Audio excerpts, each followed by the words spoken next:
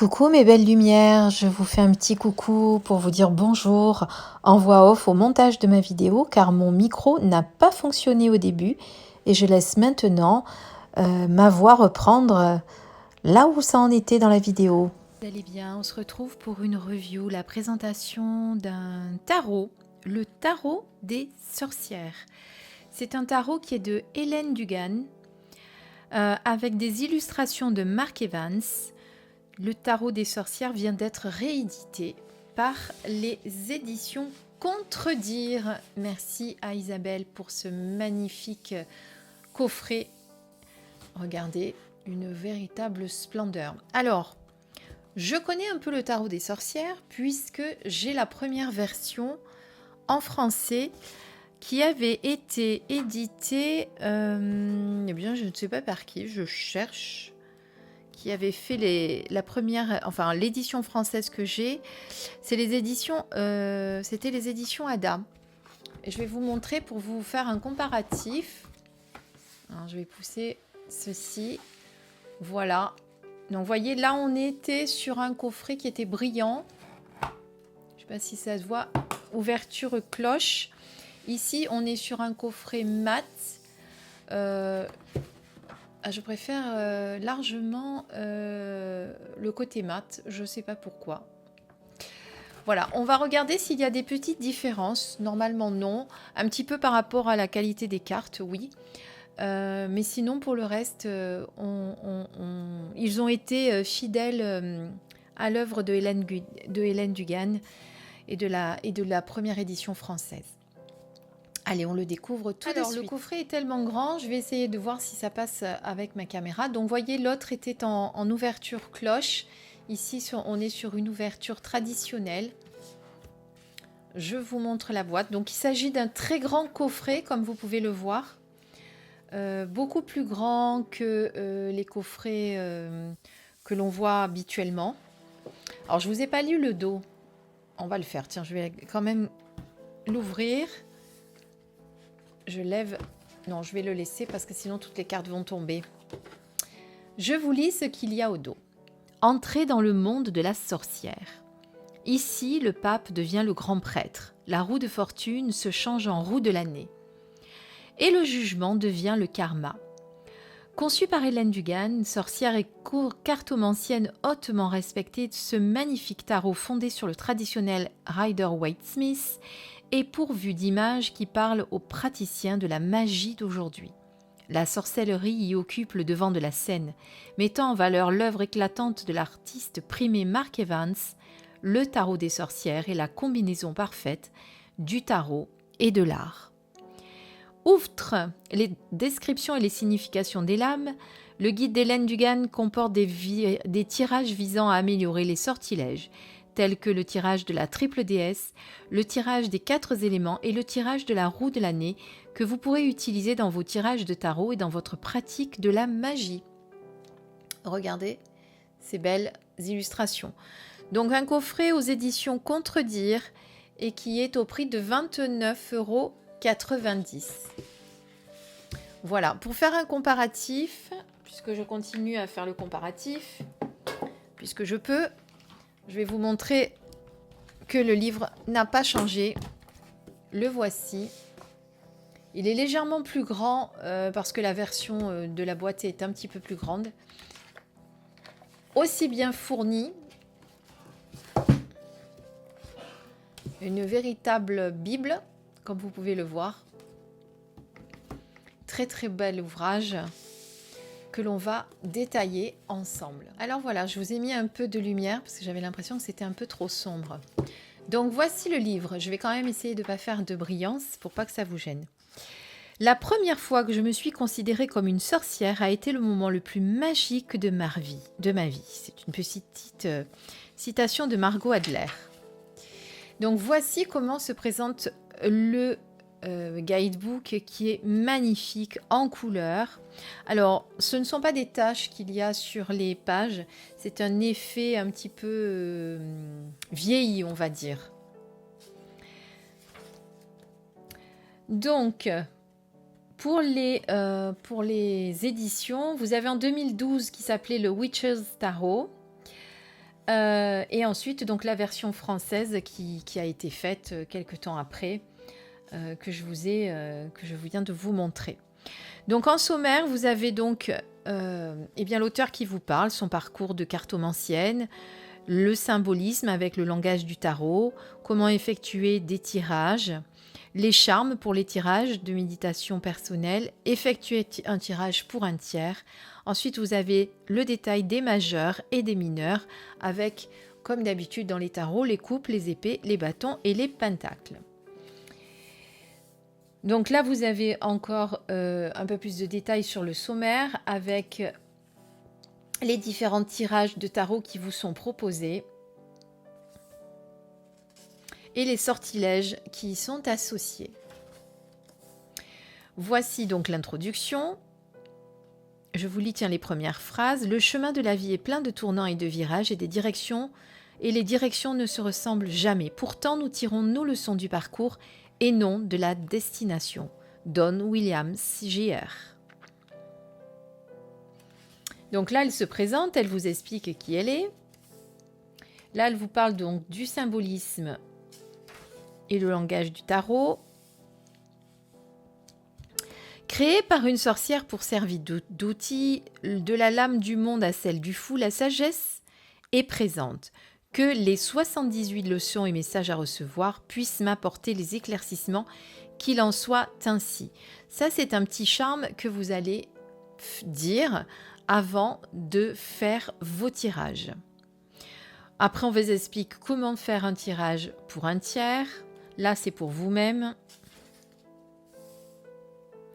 Comment formuler les questions. Vous n'êtes pas obligé de lire les cartes inversées. Ne prédisez jamais la mort. Connaissez votre tarot. Comment ranger votre tarot. Qu'est-ce qu'il est correct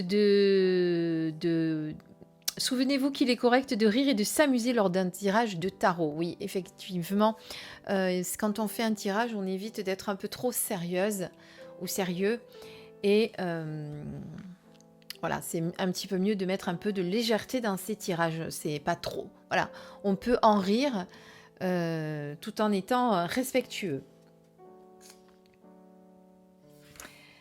Donc là, vous avez la présentation des cartes. Donc on est sur les majeurs. Vous voyez, vous avez en gros, vraiment très gros, la carte avec le numéro, son nom.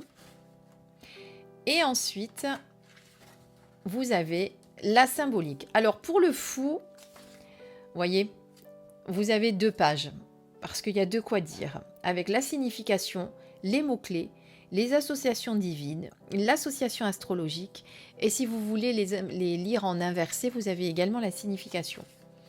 Donc là, vous avez la carte 2. Donc là, on passe toutes les majeures. D'accord ? Alors ensuite, on passe aux mineurs qui sont ici. Et vous allez, pareil, avoir le détail de chaque lame.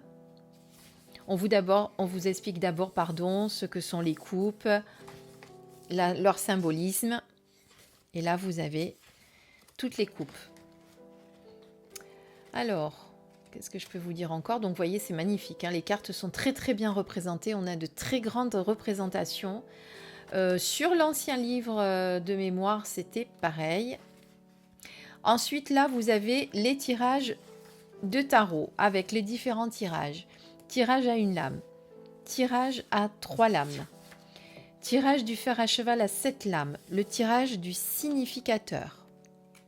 Tout est expliqué. Figure comme significateur, personnalité astrologique et élémentaire. Là, on est vraiment sur un tirage très, très, très important, enfin plus grand. Le tirage de la triple déesse, où on vous a dit effectivement que vous aviez certains tirages qui étaient également des petits rituels, le tirage des 4 éléments, le tirage de la roue de l'année, et ensuite la magie avec le tarot des sorcières, ce que vous pouvez faire. Donc faites appel au valet pour trouver l'inspiration et l'enthousiasme.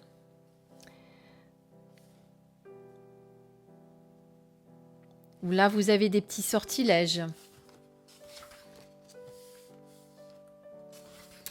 Voilà, plein de sortilèges d'ailleurs. Sortilèges du tarot pour l'abondance, pour la protection, pour attirer l'amour, pour soigner un cœur brisé, pour le foyer.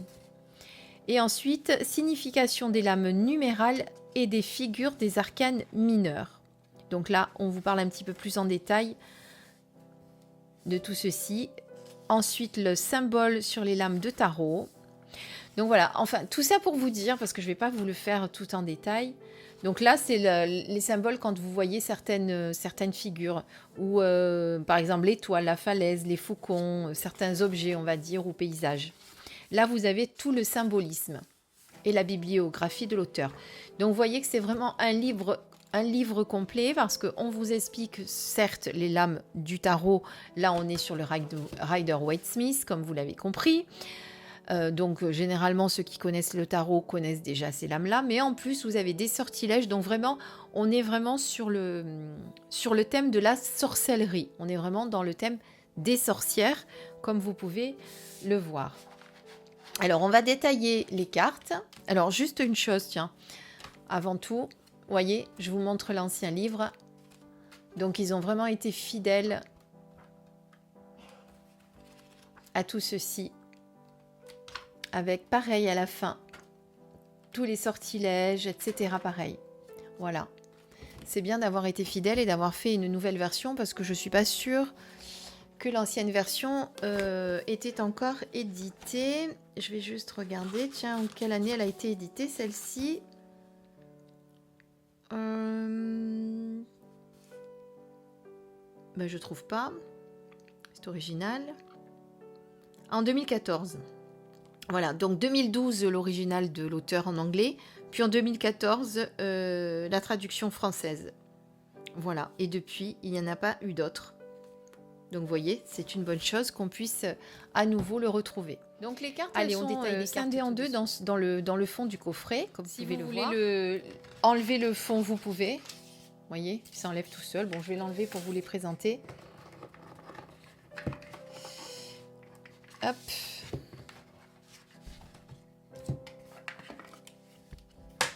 Voilà. C'est pareil, comme je connais bien la première édition, je peux vous dire que le dos des cartes est exactement le même.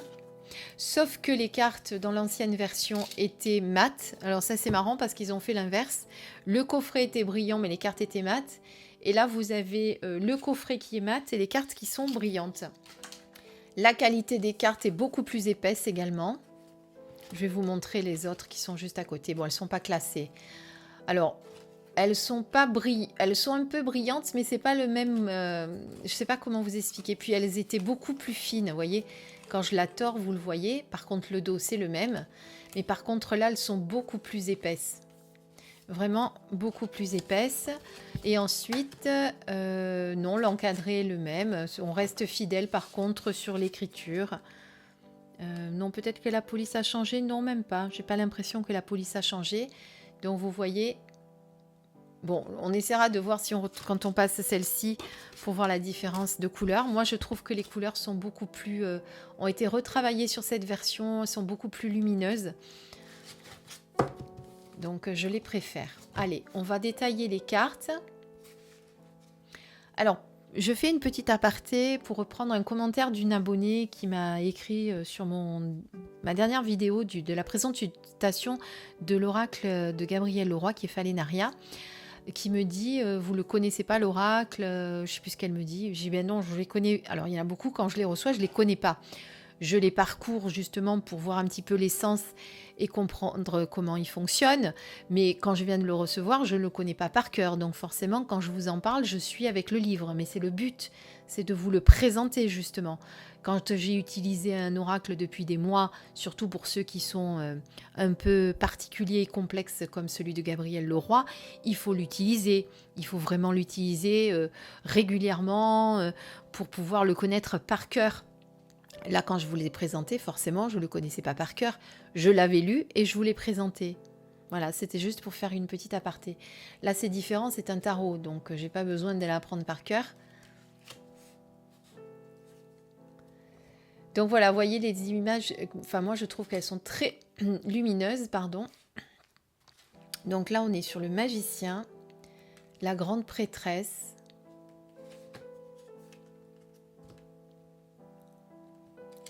l'impératrice, l'empereur, les amoureux, le chariot,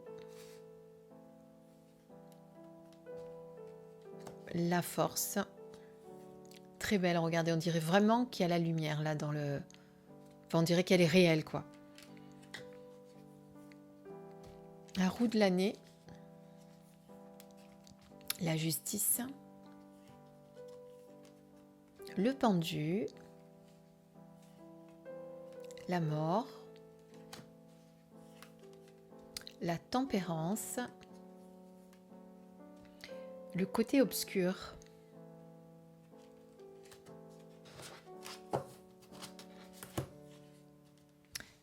la tour, l'étoile, la lune. Là, on est sur la représentation de la boîte, le soleil,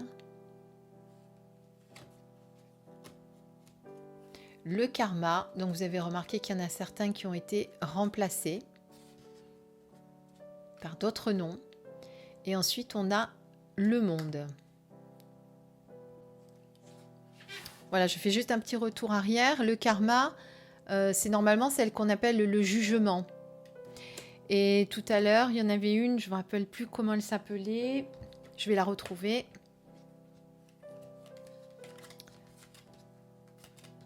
L'étoile, la tour, voilà. Vous avez le côté obscur qui est normalement le diable dans le traditionnel tarot. On passe aux coupes. Donc, on va enlever les majeures. Donc là, vous avez les coupes avec l'as de coupe, le 2 de coupe. J'espère que les couleurs rendent bien parce qu'elles sont vraiment très très belles. Que le rendu sera joli sur YouTube. Regardez comme elle est belle, cette 5 de coupe. En plus, du coup, vous pourriez même, si vous le souhaitez, alors moi, ça m'arrive de le faire avec les tarots, certains, de les utiliser comme des oracles, en fait, de ne plus faire attention qu'il s'agit du 5 de coupe et de vraiment vous servir de l'illustration proprement dite, hein, de regarder ce qu'il y a ici. Là, par exemple, on a des enfants qui jouent, vous voyez, donc il y a peut-être, suivant la guidance que vous faites, ça pourrait être de se reconnecter à son enfant intérieur. Vous voyez ce que ça peut être. Donc, se laisser inspirer par les illustrations et s'en servir comme d'un oracle, ce n'est pas interdit. Il n'y a rien d'interdit d'ailleurs.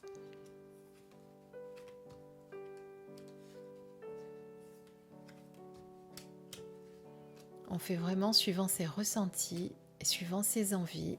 Là, on passe sur les cartes de cour avec le cavalier, la dame de coupe, le roi de coupe.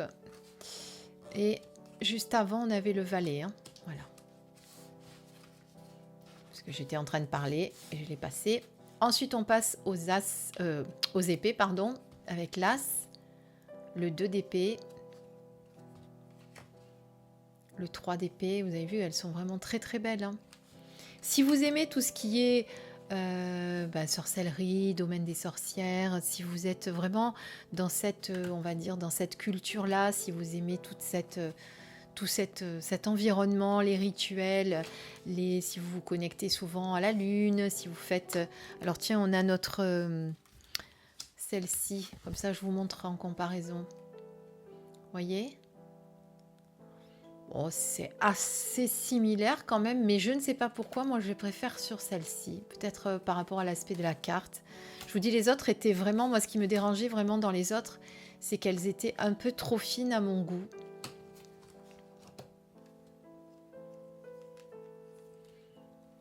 Donc j'étais en train de vous dire, voilà, si vous êtes attiré par tout ce qui est rituel, suivant les lunes, etc., vous pouvez vraiment utiliser ce beau tarot et tous les rituels qui sont à la fin. Et puis si vous débutez, hein, vous initiez peut-être, si vous êtes attiré que vous ne l'avez pas encore fait, pourquoi pas. On passe au bâton. J'étais en train de me dire, il me manque l'as. Le voilà.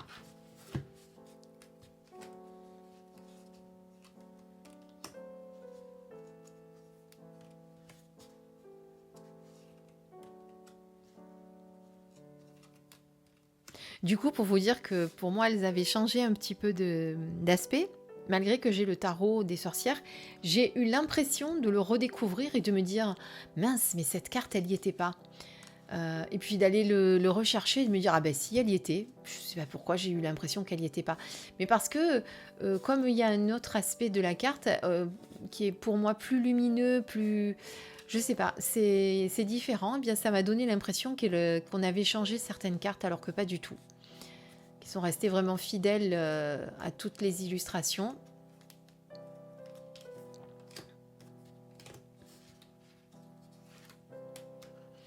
Et là, on passe au pentacle avec l'as, le 2, le 3, le 4, le 5, 6,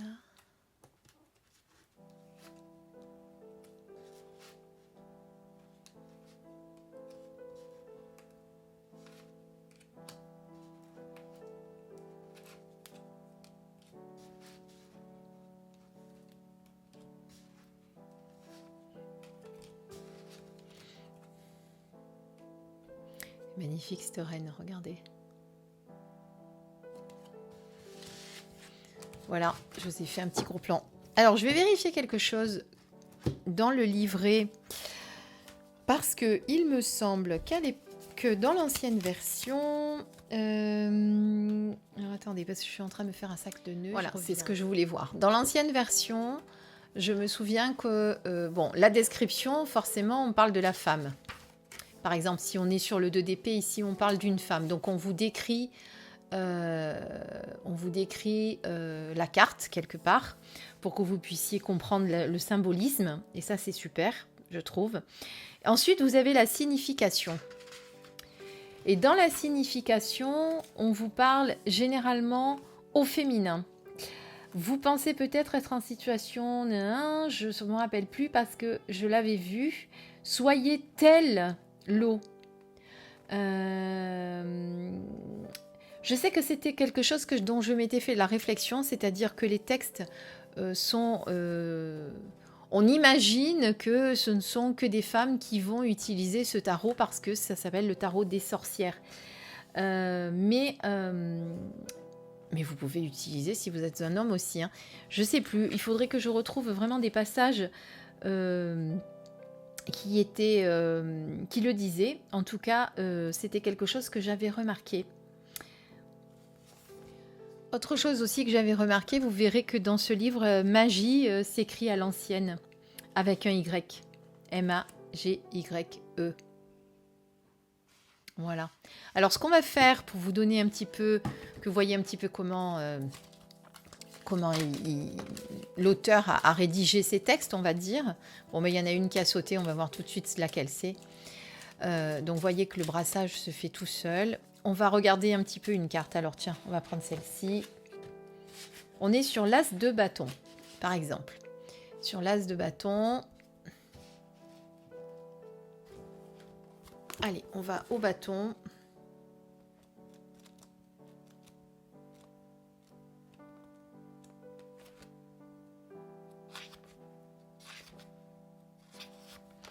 Alors, tout d'abord, on vous donne la description.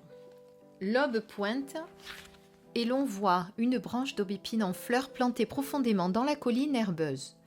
Le bâton rappelle un peu un arbre de mai avec ses rubans entrecroisés et une bande de tissu rouge feu portée par la brise.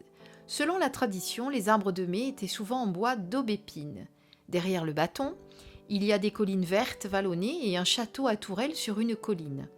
Le château à l'arrière-plan représente la récompense qui vous attend à la fin de votre quête de savoir et d'avancement. L'aubépine est associée à l'élément du feu, ce qui en fait le choix idéal pour représenter le bâton dans ce tarot destiné aux sorcières. Les fleurs d'aubépine s'épanouissent sur l'unique bâton symbolisant... Non, pardon. Les fleurs d'aubépine s'épanouissant sur l'unique bâton symbolisent les idées qui émergent de notre esprit avant de s'épanouir. Dans le langage des fleurs, les fleurs d'aubépine symbolisent l'espoir. Un papillon rouge vif virevolte à côté du bâton. Le papillon symbolise la transformation, la régénération et la joie. La journée va être belle et pleine de promesses. Donc, vous voyez, ce qui est bien, c'est qu'on vous fait vraiment la description de cette carte, qui est d'ailleurs magnifique. On voit le château, on voit le soleil, on voit le papillon, ce bâton d'aubépine qui est en train de fleurir. Donc, on sent que c'est quand même une carte très positive. Signification. L'as de bâton est la forme la plus puissante et la plus pure de l'élément masculin du feu. Cette lame montre le feu créateur ou l'énergie qui ne peut être contenue et qui jaillit maintenant dans toute sa splendeur. L'as de bâton aide à révéler la voie créative ou le parcours professionnel dans lequel vous avez opté. Votre travail acharné traduit vos idées en une réalité fructueuse. C'est une lame de bon augure et si la consultante envisage de changer d'emploi ou si elle est prête pour une promotion au travail. Donc, vous voyez, c'est ce que je vous ai dit, on emploie le féminin, si la consultante, on ne parle pas de consultant. L'as de bâton symbolise le pouvoir, les nouveaux départs, une naissance, la réussite, un nouveau foyer, une promotion ou un nouvel emploi, l'ambition, la passion, l'enthousiasme et la croissance. Ensuite, vous avez quelques mots-clés. Créativité, courage, optimisme, ambition, carrière et affaires, départ positif, une naissance, transformation, voire un nouveau foyer. Votre travail acharné traduit vos idées en une réalité fructueuse et on est sur l'élément du feu.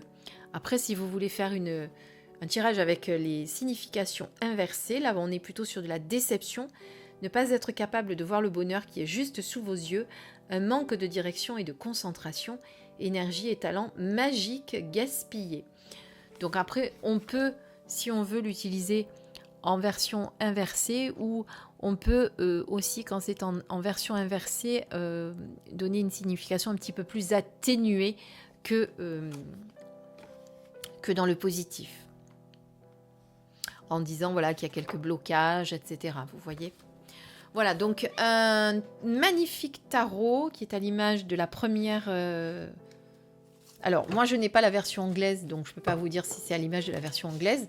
Ce que je peux vous dire, par contre, c'est que c'est à l'image de la version française qui est sortie en 2014. Et ça, c'est bien, avec des petites améliorations au niveau de la qualité, des couleurs. Donc, que du bonheur. Voilà, alors par contre, si vous êtes débutant, je pense que vous pouvez travailler avec ce tarot, commencer à connaître le symbolisme du tarot. Vous avez beaucoup de choses qui sont expliquées dans ce livre, il faut vraiment l'approfondir, il faut le lire. Mais vraiment, si on a envie d'apprendre le tarot, et si en plus on est attiré par ce domaine des sorcières, eh bien je vous invite vraiment à l'acheter parce qu'il est vraiment splendide. Voilà. Merci à tous pour votre écoute. Je vous dis à très très vite pour une prochaine vidéo. J'ai d'autres présentations à vous faire. J'essaierai de les faire rapidement, mais bon, comme vous savez, j'ai été en panne de Wi-Fi pendant un moment. Donc, c'était pas simple pour vous faire des vidéos. Voilà, je vous montre encore quelques cartes pour que vous puissiez apprécier leur beauté. Je vous embrasse très très fort et je vous dis à très vite. Bisous mes belles lumières.